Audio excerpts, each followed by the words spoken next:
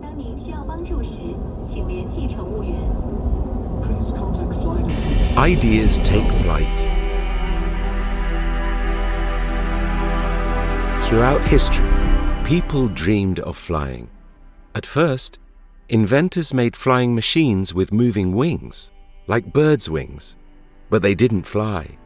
Then, in 1799, the Englishman George Cayley drew the first design for a flying machine with wings that didn't move. He even built it. It was the first glider, a plane without an engine, and it carried the first air passenger, George's coach driver, in 1853.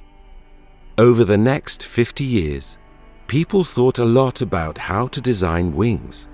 They also thought about how to make their flying machines move. In the USA, the Wright Brothers, Wilbur and Orville, made gliders and then a plane with an engine. Their invention, the Wright Flyer, completed its first flight on the 17th of December 1903 at Kitty Hawk, North Carolina. It was the first real aeroplane in history.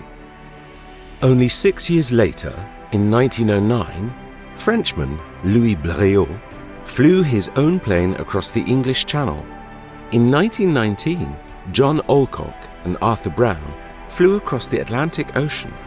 The next year, a Dutch company, KLM, started regular flights between Amsterdam and London. KLM is still in business today. It's the oldest airline in the world. The first passenger planes could only carry between 2 and 14 people. But by the 1940s and 50s, some planes could carry over 50. Traveling by plane was expensive. People dressed in their best clothes and traveled in style. But as flying became more popular, tickets became cheaper and more people bought them. Security checks began in 1973 when more people started traveling by plane. But there weren't a lot of rules.